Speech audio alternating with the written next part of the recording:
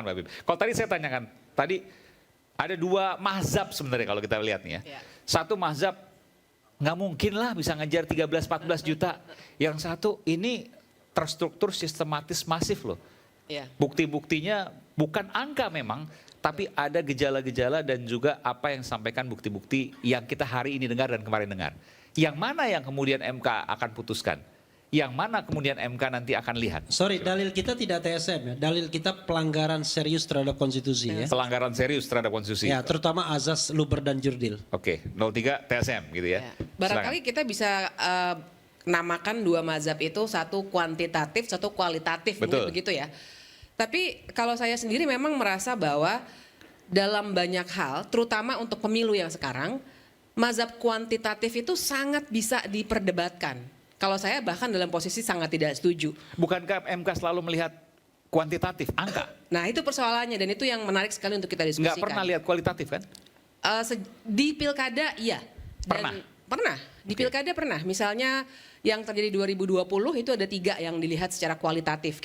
Misalnya kita mau lepaskan dulu istilah TSM-nya ya. Tapi kualitatif dalam arti MK mau melangkah ke keadilan yang sifatnya lebih substantif, tidak angka-angka. Itu mereka sudah lakukan. Daerah mana tuh? Waktu itu untuk Saburai Jua misalnya. Terus ada 2 lagi ya, itu saya lupa. Pilbub Bupati. Iya. Dan waktu itu di MK-nya sudah tutup buku sebenarnya, tapi karena mereka melihat ada masalah yang besar, karena waktu itu ternyata warga negara si bupati itu warga negara asing. Jadi dibuka lagi. Kami juga waktu itu deg-degan, tapi ternyata kami maksudnya pegiat demokrasi ya.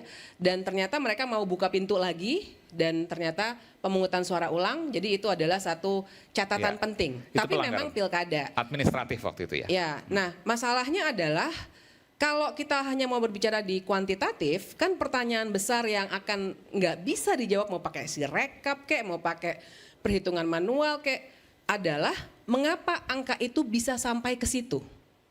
Mau pakai sistem secanggih apapun nggak akan bisa dibaca, mau yang manual ataupun tidak. Nah, maksud saya adalah kenapa kemudian main-main di 13 juta atau berapa persen dan seterusnya itu tidak akan menyelesaikan masalah. Karena ada persoalan-persoalan yang memang sifatnya pelanggaran-pelanggaran hukum sebenarnya yang tentu saja belum bisa dibuktikan dan ini yang tengah berjalan begitu kan, yang sebenarnya yang sudah dilakukan untuk membuat orang memilih atau tidak memilih paslon tertentu oleh orang yang memegang kekuasaan, dalam hal ini adalah presiden karena kekuasaannya demikian besar dan anaknya yang nyalon. Jadi kita harus jangan lupa konteks nepotismenya ini. Dan saya kira kebanyakan orang sekarang berpikir bahwa pemilu itu hanya soal angka, pemilu itu hanya soal hitung-hitungan pencoblosan, padahal pemilu itu proses. Iya, tapi saya harus fair juga begini. Orang akan berpikir bahwa iya anaknya nyalon, tapi ketika ada kecurangan maka harus bisa dibuktikan secara nyata. Kan itu yang menjadi pikiran sederhana. Jadi gimana jawabannya? Nah, pembuktian kan berjalan dan sebenarnya saya cukup terkesan dengan salah satu ahli yang dihadirkan. Karena saya orang hukum ya, jarang main kuantitatif. Tapi ada seorang ahli yang namanya Fit Adrison. Coba saya kira kalau nanti dibuka, menurut saya keren. Karena saya terkesan sekali. Dia mengkuantifisir, dia menerjemahkan bagaimana bansos itu ternyata bisa mempengaruhi suara orang. Secara kuantitatif ya, jadi ini memang dia main statistik, matematika dan seterusnya. Dan dari situ misalnya, terbukti bahwa memang ada implikasinya dari bansos yang sekian banyak untuk bisa mempengaruhi suara orang. Misalnya itu, buat saya itu suatu model pembuktian yang sangat menarik. Sorry, bukan itu orang hukum. ilmunya kalau itu jelas. Saya itu belajar statistik. Untuk jadi doktor ilmu politik di Amerika di Northern Illinois, Anda harus ambil paling tidak 3 kelas statistik. Dan itu advanced statistics. Itu spekulasi. Bansos dia pakai korelasi dan tapi dengan asumsi bansos itu akan menyebabkan terjadinya kenaikan suara, pengaruhnya sekian persen, lalu kemudian dikorelasikan. Tapi dia tidak bisa tahu di mana di mana bansosnya naiknya berapa persen, berapa suara dari sini dan sebegitu. Bang. Ada tidak ada bansos, jangan-jangan orang sudah memilih. Bang Andi Prabowo. Malarangeng, Nah, Anda tidak fair karena dia juga PSD di Amerika Serikat sama-sama. dan juga dia itu mengendalami ekonometri. Tapi dia Jadi, menggunakan asumsi. Iya, Anda Karena kan itu political kita bisa, science. karena Dia itu economic science. karena Jadi itu kita sesama bisa PSD Amerika dilarang asumsi saling apa yang mendahului. digunakan. Nah, dalam Karena satu- itu nanti saya Nggak apa-apa. saya undang. Nggak apa-apa. Mari kita Undang Fit Adrison berdebat Boleh. dengan Andi Malarangeng di sini. Oh, Pertanyaannya menarik, asumsinya menarik. apa yang Sebentar, dipakai? Iya. Nggak boleh. Bung Andi, nggak boleh. Nggak bisa juga dong sebentar. Anda menggunakan asumsi. Kalau ada bansos, lalu kemudian hendak terjadi kenaikan persen suara. Bagaimana melihatnya? Makanya Dari mana makanya dapatnya? makalahnya dibaca Itu secara namanya, lengkap dong. dia Jangan cuma pasti- ujungnya doang. Sudah pasti pakai Kita juga asumsi. tidak akan mengajukan Nggak bisa. seorang ahli yang hanya mikirnya nggak karuan. Justru saya Karena mengatakan- kita sudah baca makalanya, ini keren, makanya kita ajukan. Keren Makanya karena lengkap-lengkap sesuai bacanya. dengan pikiran Anda. Jangan baca yang tidak Tapi tidak lengkap. bisa secara objektif untuk mengatakan Itu. karena Dan hakim bansos konstitusi menghasilkan pun berapa persen tertarik suara. dengan ekonometri Tapi, itu. Coba Mas- dengar Arif tapi, Hidayat. Mas Aiman, Yang saya kedua, kira Saya sama seperti ini- Refli Harun tertarik katanya. akan sangat sulit untuk diselesaikan karena memang kacamatanya Fit Adrison itu adalah ekonomi. Sementara kacamatanya Bang Andi adalah politik, Ma. walaupun secara metodologi dasarnya statistik. Sekarang tapi kita memang lihat. beda. Yang namanya pemilu itu suara rakyat yang dipikirkan. Karena itu maka kalau Anda mengatakan terjadi kecurangan, berapa suara rakyat yang terjadi kecurangannya? Bukan soal kuantifikasi tidak kuantifikasi. Tadi Maksudnya katanya suara dituntut rakyat kuantitatif, kita itu. dituntut apa tadi scientific. Lah ya sudah ada saintifiknya upaya adalah scientific. berapa suara. Jadi kan Bang misalnya, Andi, kalau Anda hargai mau saja dulu pendekatan begini, orang. kalau Hakim konstitusi sudah tertarik dengan pendekatan itu. Tidak apa-apa kan saya komentator Iya, boleh berkomentar terhadap apa ya Tapi kan ahli Bang tersebut. Bivitri langsung mengatakan tidak tertarik. Loh, Bivitri kan selesaikan begini. dulu dong Bagi- omongan dia. Dia kan bilang tertarik. Masa orang tertarik langsung dipotong? Loh, Selesaikan monggo. dulu, Coba Bivitri. saya mengatakan bahwa itu pasti menggunakan asumsi-asumsi dan asumsi-asumsi itu tidak saintifik. Makanya nanti berdebat sama Fit Adrisonnya. Oke. Ah, Baik. iya. Nggak boleh. Tapi Oke. iya tapi Iya, iya. kalau saya mau teruskan sedikit karena buat saya itu adalah cara melihat yang menarik Oke, karena dalam bahkan dalam Oke, hukum Mbak Bibip. ada namanya juri matrix agak serupa. Oke. Ini ekonometri, satu lagi juri Ini matrix. soal bicara keilmuan. Saya tahu yang tertarik dengan keilmuan dan selalu mengomentari soal keilmuan adalah Bung Rocky Gerung. Bung Rocky, Anda Tapi saya punya komentar nggak soal? belum selesai, saya jawab sama dia dulu dong. Nanti saya berikan. Saya jawab Nanti sama udah dia dijawab. dulu. Bicara Nanti soal saya- sirekap tadi. Silakan. Bicara soal sirekap tadi. Sirekap sejak pemilu pertama, sirekap itu dulu waktu saya jadi anggota KPU juga sudah bikin sirekap semacam itu juga dibantu oleh KPU Australia untuk membuat pada waktu itu. Nah, dan waktu itu rapi, bagus. Kita semua orang jadikan rujukan, lebih cepat lagi. Sirekap yang sekarang ini memang kacau. Bermasalah. Ini persoalan kebodohan di KPU. Tapi dari dulu sejak awal saya jadi anggota KPU, Ayam, nggak usah takut, kan ada Agoda. Agoda. Bisa liburan murah di banyak hotel. Wah, diskonnya sampai 60%. Cuma di Agoda, booking sekarang. sudah mengatakan kepada semua orang sirekap atau apapun namanya itu, hitung cepat itu tidak bisa dijadikan acuan. Sirekap real count dong. Kan hitung Wah, itu manual. tidak bisa dijadikan acuan. Kenapa? Terlalu banyak kemungkinan error. Pada waktu itu, zaman 99, kita pakai fax machine. Karena waktu itu belum ada Iya, smartphone. handphone. Kita pakai fax machine.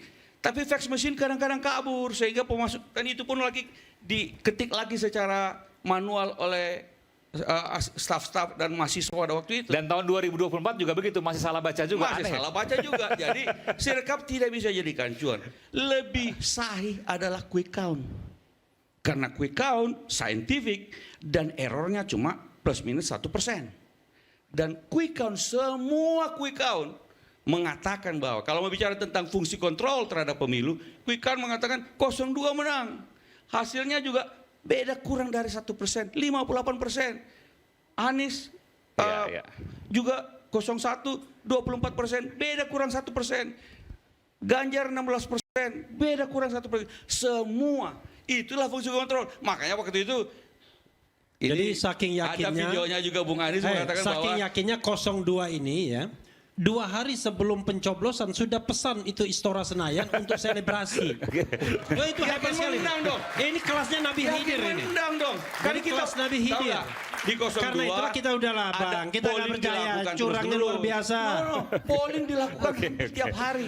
Ada sistem mekanisme Kita juga polling yang mengakui dilakukan. bahwa quick count sehingga itu kita adalah tahu bagian dari bahwa konspirasi ini sudah lewat itu. 50%. Oke. Sudah lewat. Bu Rocky. Itu saintifik. Iya, oke. Nanti saya berikan 4 lagi, Bung Andi, Bung Fahri juga belum. Bung Rocky silakan. Tadi soal keilmuan, kuantitatif, kualitatif, ya.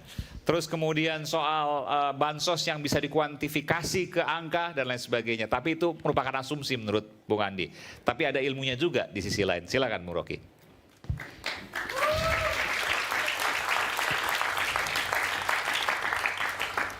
Di mana saintifiknya pemilu kalau di situ ada emosi itu? Kan orang memilih bukan atas dasar kalkulasi. Itu udah jadi diktum. Tetapi justru karena fasilitas emotion mendahului reason, maka diperlukan metode ilmiah. Itu dasarnya kan. Sama seperti saya mulai dengan asumsi aja tuh.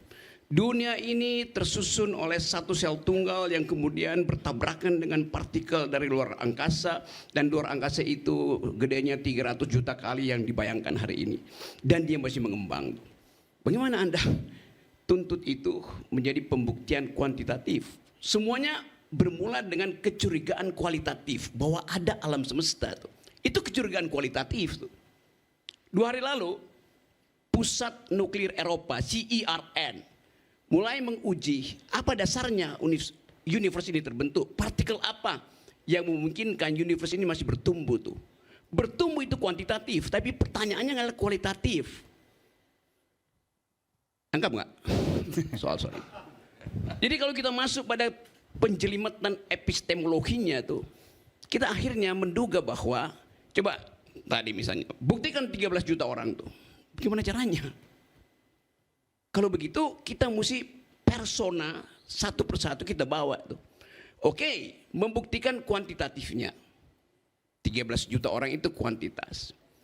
Sementara survei yang dibuat oleh semua lembaga survei itu pakai sampel 1.200 mewakili 160 juta orang, nggak mungkin. Memang nggak mungkin. Tetapi 1.200 itu paling efisien untuk menentukan bahwa ini sudah validitasnya bisa diandalkan, reliability-nya bisa diandalkan. Cuma cukup 1.200.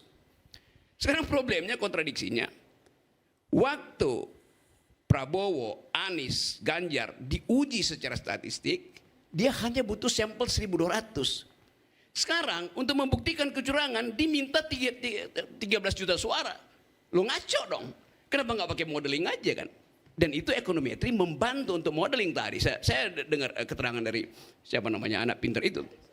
Dia berusaha untuk menerangkan jejak-jejak pikiran yang bisa dimodelkan untuk menentukan bahwa tidak mungkin tanpa BLT itu Prabowo menang. Beri dia kesempatan untuk membuktikan dalil ilmiahnya. Sama seperti waktu Eisenhower mau menyerang Eropa tuh, dia bingung bagaimana caranya. Orang Jerman nggak pernah takut pada Amerika tuh. Dia sewa teater di sekolah seni London itu, bikin seolah-olah di situ ada kapal Amerika atau sekutu banyak betul. Padahal itu cuma speaker. Terus dilempar ke Jerman. Semua orang Jerman tahu bahwa Amerika itu punya 1.200 atau 1 juta pesawat, padahal cuma punya 10% dari situ kan. Kan dia memanipulasi kuantitatif untuk membungkus ide dia menaklukkan Eropa. Jadi teknologi udah dipakai bahkan untuk menipu sebetulnya kan. Eisenhower menipu. Demikian juga pasukan kita di Aceh dulu itu. Udah kehabisan peluru itu.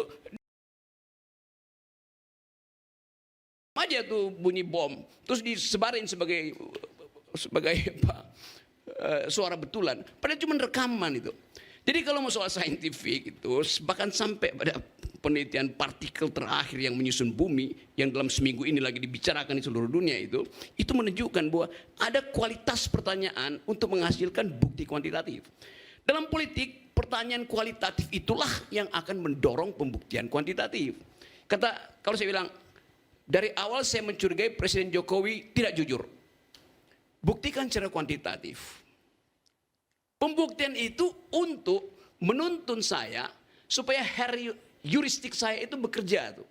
Kalau dari awal saya bilang Jokowi itu orang yang paling jujur di Asia Pasifik, gak mungkin saya timbulkan kecurigaan tuh. Jadi kecurigaan adalah prinsip pertama untuk memulai penelitian ilmiah. Curiosity namanya, jurisdik namanya itu. Itu dasarnya kan. Semua itu datang dari kecurigaan dan itu adalah gerakan passion, bukan gerakan reason. Ilmu pengetahuan tumbuh karena passion, bukan karena reason.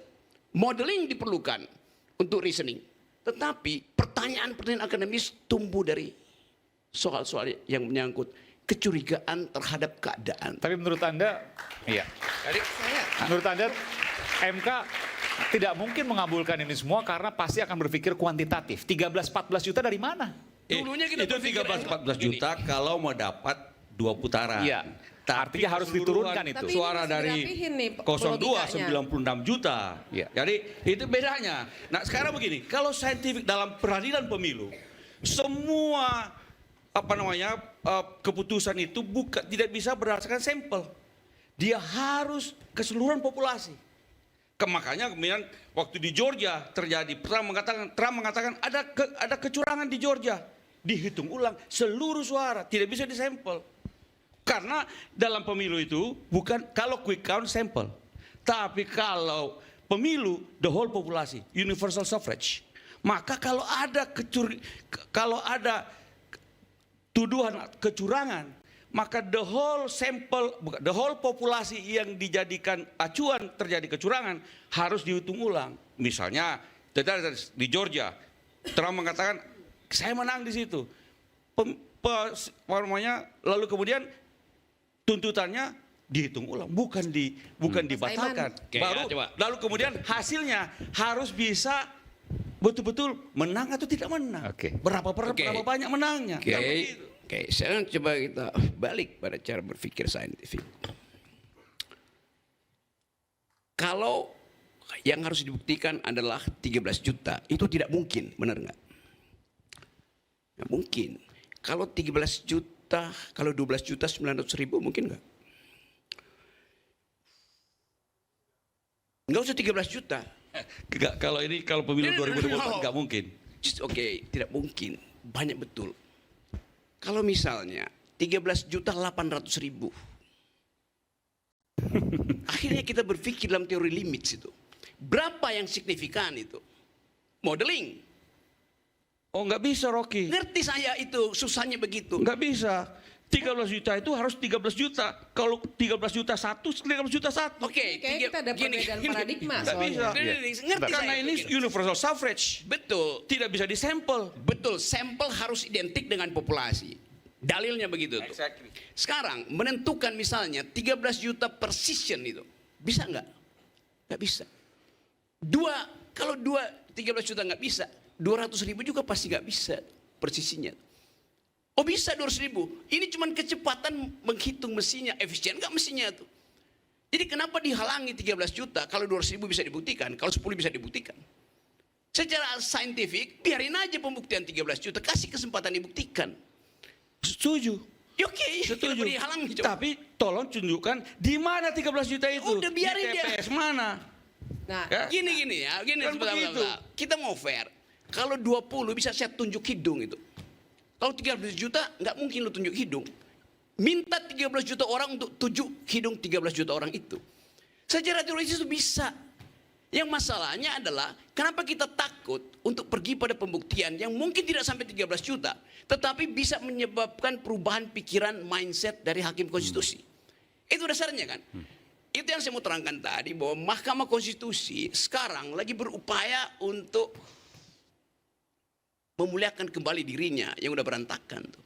Jadi dia lagi terima argumen-argumen. Bagus betul sekarang Mahkamah Konstitusi itu jadi kelas saintifik tuh. Kita taruh di situ keterangan Romo Magnis sebagai seorang etikus ditambah dengan keterangan saintifik dari anak FPI itu. Jadi kita dapat pengetahuan pengalaman baru untuk menguji apakah pelanggaran pemilu harus selalu melalui pembuktikan sampel harus setara dengan populasi. Itu masalahnya tuh. Artinya sampai kiamat kita nggak mungkin memakai teori lain, bisa aja.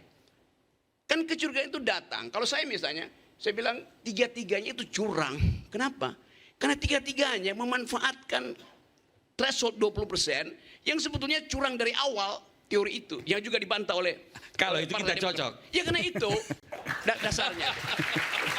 Jadi saya paham maksud apa yang Bung Rocky. Saya terang sedikit lagi. Sebelum pemilu dimulai, saya bilang pada Pak Luhut Binsar Panjaitan, dia tanya soal pemilu kenapa kau protes? Saya bilang, aku mau bikin gerakan LBP. Apa itu? Liga Boykot Pemilu. Dia jangan pakai nama aku, saya bilang jangan pakai. Karena dari awal kecurangan itu udah dimulai di situ tuh. Threshold 20%, lalu Jokowi mulai cawe-cawe, 3 periode, perpanjang segala macam. Jadi di belakang kepala kita udah bekerja curiosity untuk menagih bahwa Jokowi di ujungnya dia pasti curang. Nah proses ini akan dibuktikan dengan argumen akademis, kualitatif segala macam tuh. Jadi kita dorong dulu ini pembicaraan itu sehingga kita tonton itu, kita kasih komentar aja kan. Jangan kita halangi itu, menghalangi artinya berupaya untuk mengendalikan hasil result. Jadi biar hasil itu diputuskan Mahkamah Konstitusi. Kita juga mau didik nih hakim-hakim Mahkamah Konstitusi, jangan sekedar menjadi the guardian of the constitution, the guardian of the moral supremacy di dalam soal-soal demokrasi. Kayak itu intinya kan. Apalagi kalau kita katakan bahwa jejak awal kecemasan 02 itu terbaca pada kalimat-kalimat Yusril Iza Mahendra. Dia mulai ragu nih. Bahwa secara moral memang dia tolak. Tapi karena itu fakta positif, maka dia mesti terima. Tadi saya terangkan di media massa, Pak. Coba Yusril periksa argumen yang sama dipakai oleh pembela-pembela Hitler. Yang mengatakan, Pak, tidak ada salahnya menerima perintah Hitler untuk membunuh orang. Di pengadilan Nuremberg nilainya diubah tuh. Anda manusia, Anda mesti pikir bahwa hukum positif itu bisa Anda atasi, bisa Anda tidak patuhi. Maka mulai ada istilah pembangkangan pada perintah komandan karena dasarnya moral. Kan kita belajar dari Perang Dunia Kedua kan. Saya cuma pakai Yusril karena saya tahu Yusril belajar sedikit juga tentang hal yang disebut fungsi etik di dalam hukum itu. Oke. Kalau pertanyaan Hotman Paris itu memang nggak berharga untuk ditanggapi. Saya senang tadi. Bang Adi, Mau nanti kita akan kembali lagi. Saya beri kesempatan Bang Adi banyak juga nanti. Saat lagi di Rakyat Bersuara.